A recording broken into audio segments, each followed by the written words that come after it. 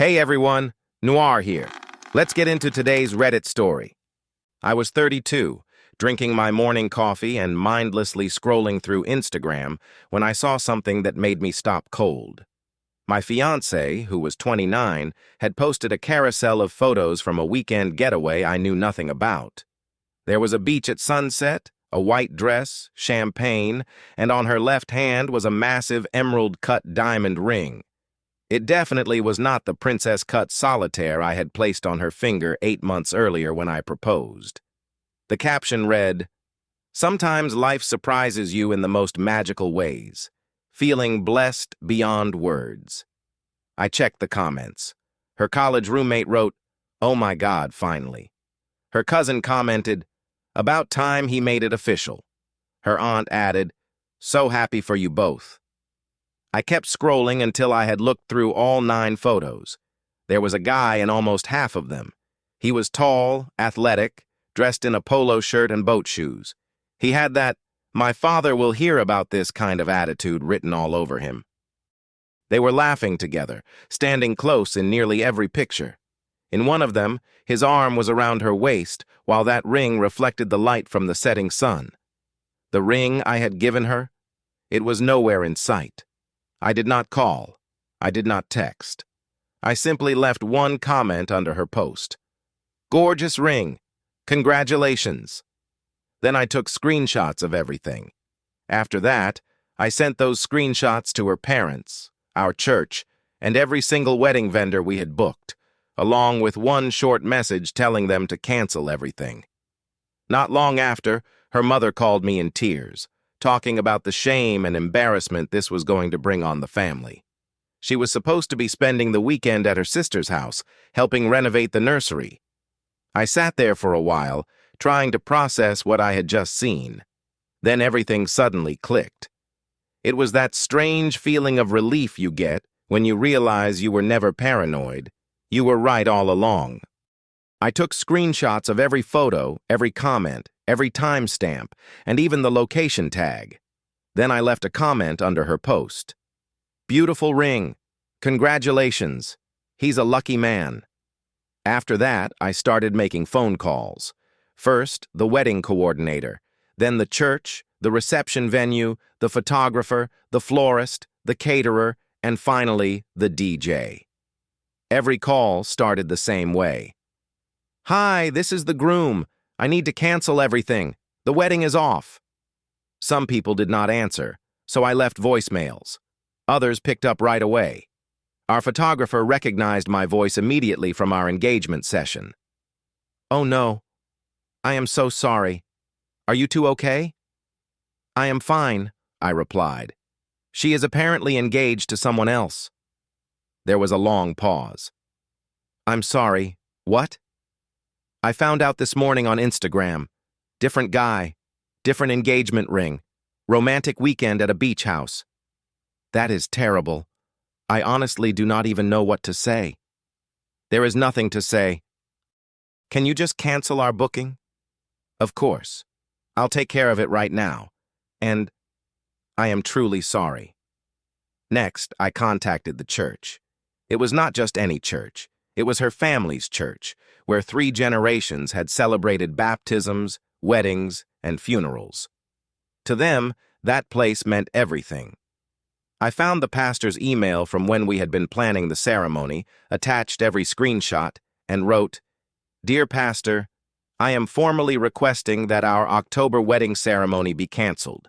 My fiancé has apparently accepted an engagement from another man, as shown in the attached photographs she posted this morning. I apologize for any inconvenience and sincerely appreciate your understanding." Then I hit send. Right after that, I forwarded the same screenshots to her parents. I did not add a message or explain anything. I simply sent the pictures and let them figure it out for themselves. Her father called me within minutes. "What the hell is this?" "Photos your daughter posted this morning." "Where did she get that ring? That isn't the one you bought her." "No, it isn't." I could hear her mother in the background, panicking and asking him to hand her the phone. "There has to be some explanation." "Maybe," I said. But right now, it looks like she's engaged to two different men. Don't be ridiculous. Did you two have a fight? No. Everything was perfectly fine until I woke up this morning and found pictures of my fiancée wearing another man's engagement ring at a beach house while she was supposedly helping her sister. You can't cancel everything without talking to us first. Actually, I can. And I already did. The church. The venue. Everything. You canceled the church? Our family's church? Without asking us first? I was the groom, I said. I didn't need anyone's permission to cancel my own wedding. Then her mother took the phone. She was crying. This has to be a misunderstanding. You can't cancel everything before we know what really happened. What is there to figure out? I asked. She's wearing another man's engagement ring. We don't know the whole story. She isn't answering her phone. You're destroying everything. I shook my head. I'm not the one destroying anything. She already did. But the church, she cried. Everyone is going to find out.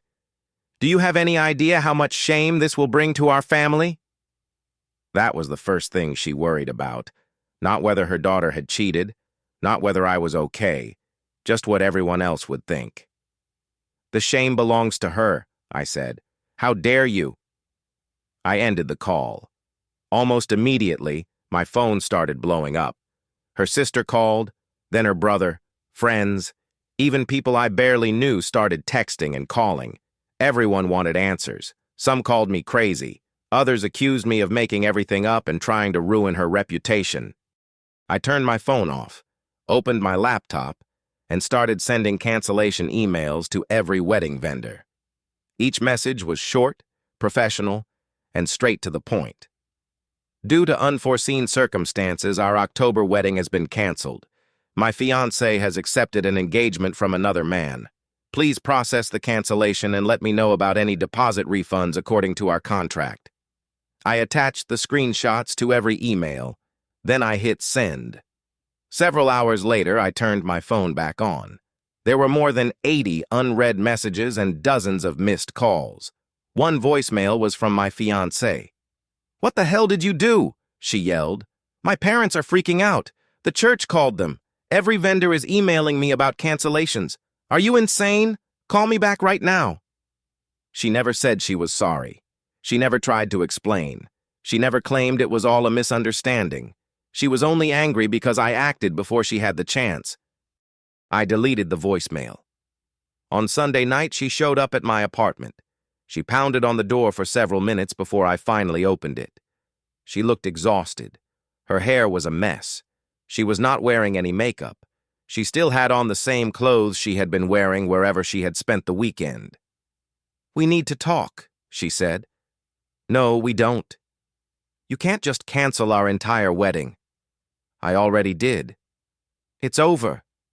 She stared at me in disbelief. "This is insane. You saw one post online and destroyed everything?" "One post of you wearing another man's engagement ring?" "Yeah," I said. "That was enough." "It isn't what you think." I let out a short laugh. "Then explain. Explain the ring. Explain the guy.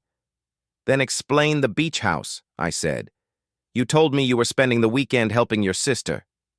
She opened her mouth to answer, but no words came out. After a few seconds, she tried again.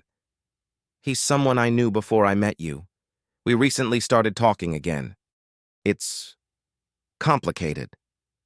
"Complicated how?" I asked. I never meant for any of this to happen. I was confused. I just needed time to figure out what I really wanted. "So you figured it out by accepting another man's proposal?" She quickly shook her head. "It wasn't supposed to become public yet. He posted the pictures before I could stop him. I just went along with it. I was going to talk to you this week." I could not believe what I was hearing. To her, the biggest problem was not getting engaged to another man. The problem was that Instagram revealed it too early. "So what was your plan?" I asked. "Keep me in the dark while you decided which one of us you wanted? Let me keep paying for our wedding while you made up your mind?" "You're twisting everything." "No," I replied. I'm just saying it exactly the way it happened. You wanted to keep your options open. She looked away without answering. My parents are devastated, she finally said. Do you have any idea what you've done to my family? I stared at her. To your family? Are you serious? The church has been calling them. My mom is humiliated. Everyone keeps asking questions. They should be asking questions, I said. Like why their daughter was engaged to two different men. She took a step closer. Don't make me the villain just because you went nuclear without even talking to me first. Just then, my neighbor banged on the wall because we had both been yelling. I lowered my voice. Leave. No. We can still fix this. There is nothing left to fix. You chose him. So congratulations. Now leave. I didn't choose him, she insisted. I haven't chosen anyone. I looked straight at her. You wore his ring. You posted those pictures. You spent a romantic weekend with him. Those were all choices. She suddenly broke down, crying. This wasn't supposed to happen, she sobbed. We were supposed to have the perfect wedding. I looked at her for a second. With which husband? She had no answer. After a long silence, she looked at me again. So you're really doing this? You're throwing away everything we've built together? I slowly shook my head. I'm not throwing anything away. You already did. I'm just accepting reality. Without warning, she threw the cup of tea she was holding straight at my chest. You'll regret this once you calm down and realize you're overreacting. I wiped the tea off my shirt and looked at her. I am calm. This is what calm looks like. Then I closed the door, locked it, and stood there for a long moment, my hands still shaking. The next morning, her father showed up at my office. A security guard called my desk and asked if I wanted him escorted out. I told them to let him come upstairs.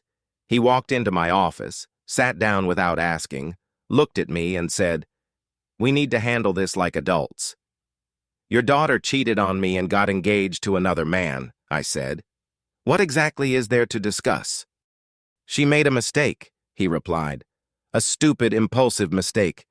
But you canceled everything before giving her a chance to explain. She had that chance yesterday. She told me she was confused. She said she needed time to decide between me and him. His expression changed. She actually said that? Word for word. He looked down for a moment before speaking again. This wedding has been planned for months. We've already paid deposits. That church date means everything to our family. The contracts are in my name, I answered. The deposits came out of my account, so I have every right to cancel them. This isn't about legal rights, he said. It's about doing the right thing. Give her one chance to fix this. I looked at him. She accepted another man's engagement ring. Tell me, how do you fix that? She'll give the ring back, he insisted. He's some wealthy guy she knew in college. He swept her off her feet with expensive gifts. She got caught up in a fantasy. But she loves you. She still wants to marry you. Does she? I asked. Or does she just want the wedding we've already spent months planning? He slowly stood up. You're letting your pride destroy something beautiful. I shook my head. No, she destroyed it. I'm just refusing to pretend it still exists. My family is humiliated, he said. The church knows. Our friends know. Everyone knows something happened. My wife hasn't stopped crying. Your daughter embarrassed herself, I replied. I'm not going to help anyone cover it up. You're cruel. No, I'm realistic. There's a difference. Without another word, he walked out of my office. I left work early that afternoon. When I got home, several replies from our wedding vendors were waiting in my inbox. The reception venue informed me that the deposit was non-refundable, but they had released our date. The caterer offered to refund 60% of what I had paid. The photographer refunded the entire deposit and even included a personal message saying how sorry they were about everything. There was also an email from the church. The pastor wanted both of us to attend counseling before he would officially cancel the ceremony. According to him, it was standard procedure. I replied with a single message. Counseling won't change what happened. Please proceed with the cancellation. Later that evening, several of her college friends added me to a group chat. The attack started almost immediately. You're a coward for not letting her explain. A real man fights for his relationship. She made one mistake. You're punishing her for the rest of her life. You never really loved her. I read through about 30 messages before deciding to respond. She accepted another man's proposal while she was still engaged to me. If you think that's just one mistake, your standards are seriously broken. I didn't walk away from this relationship. She did. I'm simply refusing to chase after someone who already chose somebody else. Then I left the group chat. A buddy of mine called that afternoon and asked if I wanted to grab a beer. We met at our usual place later that evening. You seem way too calm after everything that happened, he said. I shrugged. What am I supposed to do? Fall apart? Most people probably would. I am angry, I admitted. And yeah, it hurts. But falling apart isn't going to change anything. She made her choice. So now I'm making mine. He took a sip of his beer before shaking his head. That engagement ring in the pictures was massive. That guy must have a lot of money. Good for him, I said. Then he can pay for his own wedding. He laughed. So, do you think they're actually going to get married? I honestly don't know. And I honestly don't care. I got home late that night. A text was waiting for me, sent from one of her friend's phones since I had stopped answering her number. Can we please talk? Really talk? I know I messed up, but we can still fix this. I stared at the message for a long time. Part of me wanted to respond. But what was there left to say? She had accepted another man's proposal. There was nothing confusing about that. Our relationship was over. I never replied. I put my phone down and went to bed. The next morning, the whole situation with the church became even more ridiculous. The pastor called me. I've spoken with her family, he said. They're asking me to delay canceling the ceremony. They believe counseling could still save the relationship. It isn't their wedding, I replied. I understand that, he said. But they've been members of this church for more than 30 years. They've donated a great deal to the building fund, the youth ministry, and several other church programs. So there's pressure to keep them happy? I'm simply trying to handle this carefully. I let out a quiet laugh. So money talks. Even in church. There was a long pause. Are you saying my wedding date hasn't actually been canceled? I'm asking both of you to attend one counseling session before I make a final decision. That's not how this works. I officially requested that the ceremony be canceled. You can't hold my wedding date hostage. Please try to understand my position. I understand it perfectly. They donate money, so you're putting their wishes ahead of mine. Understood. I'll have my attorney contact you. Then I hung up. Right after that, I called my cousin, who happens to be a lawyer. She laughed the moment I explained what was happening. They can't force you into counseling, she said. Send them a certified letter formally withdrawing from the ceremony. If they still refuse, we'll escalate it. That was exactly what I did. Meanwhile, social media turned into complete chaos. My ex deleted the Instagram post, but it was already too late. People had taken screenshots before she removed it, and they were spreading everywhere. Her friends completely lost their minds. One of them even posted a long rant accusing me of being controlling, manipulative, and financially abusive because I had supposedly cut off the wedding money. The whole thing was ridiculous. There was never a shared wedding fund. I had paid every vendor directly out of my own pocket. I took a screenshot of her friend's story and posted my own response. For everyone spreading false rumors, here's what actually happened. I found out my fiancé got engaged to another man through Instagram. I canceled our wedding. There was no abuse, no controlling behavior, and I never cut off any wedding money because there wasn't a shared wedding fund. I simply refused to pay for a wedding after discovering the woman I was supposed to marry had accepted someone else's proposal. I have the screenshots to prove it. Then I tagged the friend who had accused me. My phone immediately started blowing up again. This time, though, things were different.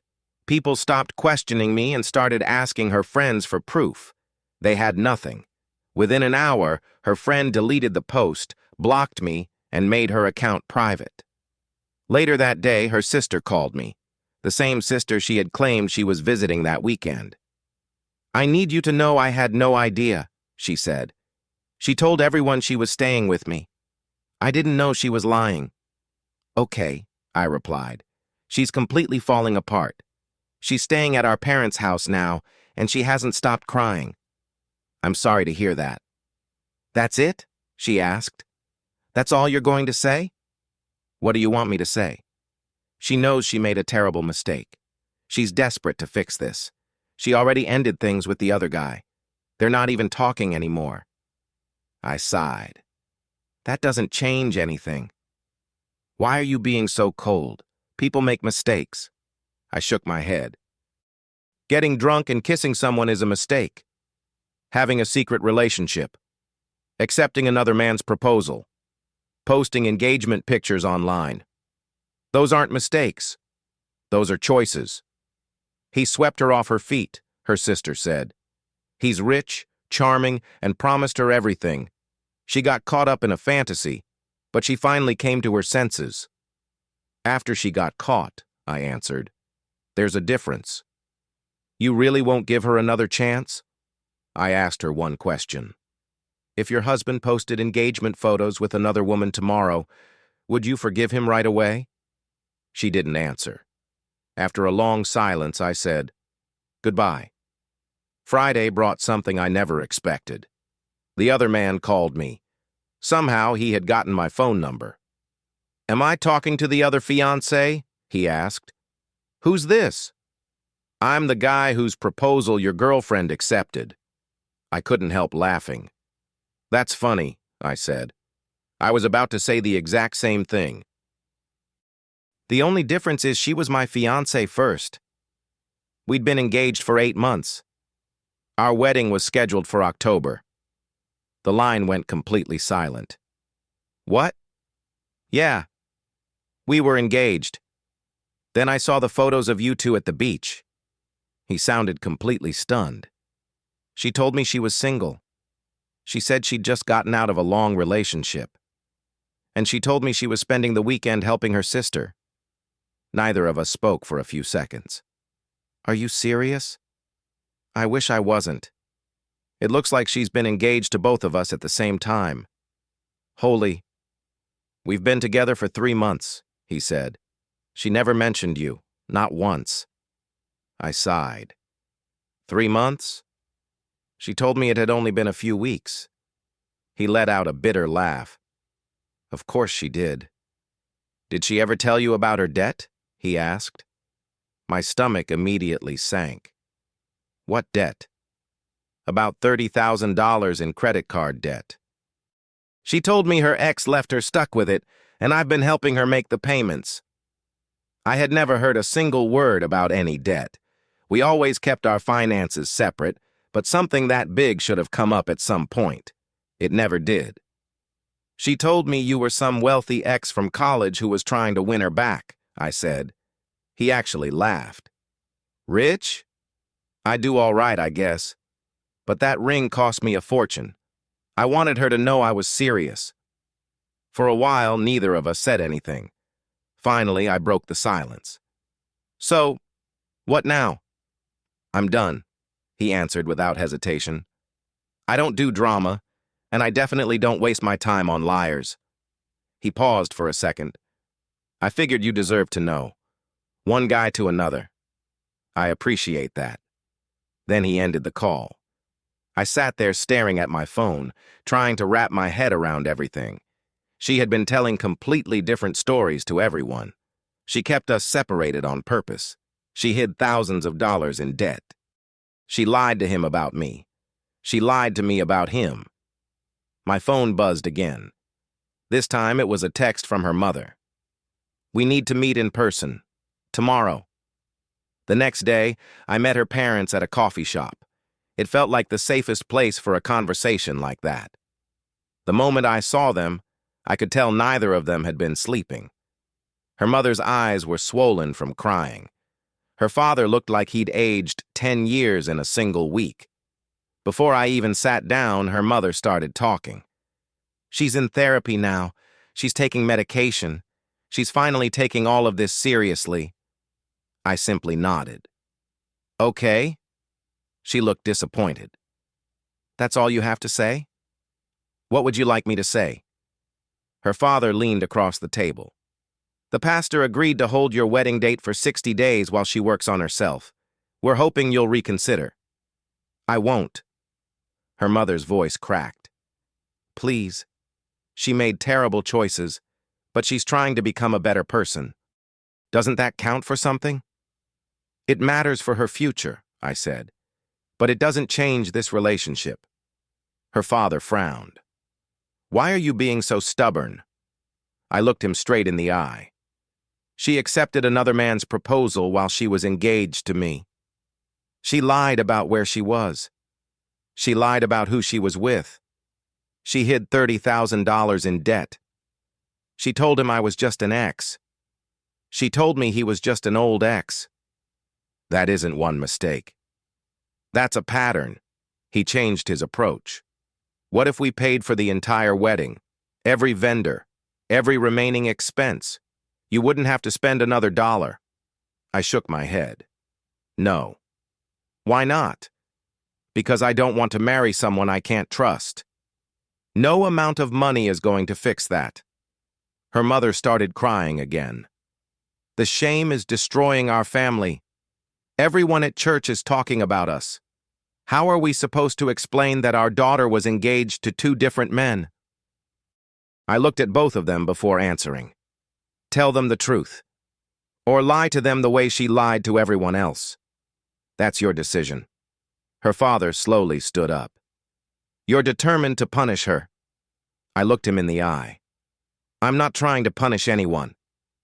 I'm protecting myself from someone who proved I couldn't trust her. That's not revenge. That's survival. Without another word, they walked away. Later that afternoon, the pastor called me. I received your certified letter, he said. After praying about it and giving it careful thought, I've decided to officially release your wedding date. I'm sorry everything ended like this. Thank you, I replied. He hesitated before adding, for what it's worth, I think you're making the right decision. Some situations can't be repaired through counseling. I should have realized that sooner. The following Monday, I got an email from the reception venue. Her parents had contacted them and offered to pay a rebooking fee to hold our original wedding date. I picked up the phone immediately. Please don't accept any payments from anyone except me. The wedding has been canceled, and that decision is final. We understand, they replied. The next few weeks were surprisingly quiet. No messages from her, nothing from her parents, nothing from her friends. The only person who reached out was the other guy. He sent me one short text. She tried calling me. I didn't answer. Thought you should know. I never responded. Instead, I focused on canceling contracts and collecting whatever refunds I could. When everything was finished, I had lost about $3,000. Still, that was a lot cheaper than a divorce. My cousin, the lawyer, made sure every legal detail was taken care of. We had no shared bank accounts, no shared debt, no legal obligations tying us together. The only thing I was still missing was my engagement ring. She had never given it back. Then, about 6 weeks later, a padded envelope showed up in my mailbox. There was no return address. Inside was the ring. Folded beside it was a handwritten note. I'm sorry. I know those words can't fix what I did. I ruined something good because I got greedy. I wanted more than I deserved. You deserved better. I'm giving this ring back because it belongs to you. What we had belonged to you too, and I don't deserve to keep any part of it." I sat there reading the note over and over. Part of me expected to feel satisfied. She had finally admitted the truth. She had finally accepted responsibility. Instead, I mostly felt sad. Sad for the years we had wasted. Sad because everything could have been different if she had simply been honest from the beginning. The next day, I took the ring to a jeweler and sold it. I used the money as part of the down payment on a new car I had wanted for a long time. A few weeks later, I ran into her brother at the grocery store. We had always gotten along. He walked over and gave me a small nod. Hey, how have you been?" "I'm doing all right. How about you?" He sighed. "My family's doing a little better. She's still in therapy. She's still living with our parents. And she's still trying to pay off all that debt." I nodded. "I hope things work out for her." He looked at me for a second. "For what it's worth, I don't blame you. What she did was wrong. I've told her that more than once. Thanks. And I'm sorry about everything with the church. My parents shouldn't have tried to pressure you into counseling." "It's okay," I said. We talked for another minute or two before shaking hands and going our separate ways. About 2 months have passed since everything fell apart. The wedding is officially canceled. I lost a few deposits, but I managed to recover some of the money from the other vendors. She's still living with her parents. She's going to therapy, trying to deal with the debt she kept hidden and all the consequences of the choices she made. From what I've heard, her family stopped attending the church they'd belonged to for decades. The embarrassment became too much, so they started going somewhere else. As for the other guy, he blocked her and moved on with his life. And me? I'm doing all right. Work has been keeping me busy. I've been spending more time with friends, sold my apartment, and bought a smaller place. It felt like the right time for a fresh start. Some people still tell me I overreacted. They think I should have gone to counseling or given her another chance. Maybe that's what they believe. But here's how I see it. She didn't make one mistake. She made choice after choice. Every lie. Every fake excuse. Every time she looked me in the eye, told me she loved me, and then kept building a future with someone else behind my back. Those weren't accidents. They were decisions. And I decided I wasn't going to compete for someone who should have chosen me from the very beginning. There was nothing dramatic about what I did. No screaming, no public revenge, no attempt to destroy her life. I simply walked away and canceled the future she assumed would still be waiting for her while she explored another relationship. Her mother was right about one thing. The shame was real, just not for me. It belonged to them. The image of the perfect family they had spent years building disappeared almost overnight. The church community they had been part of for so many years. The people they saw every Sunday. They couldn't face them anymore. That wasn't because of me. Those were simply the consequences of her own choices. I didn't ruin her life. She did that herself. All I did was stop pretending everything was fine. And in the end, that was enough.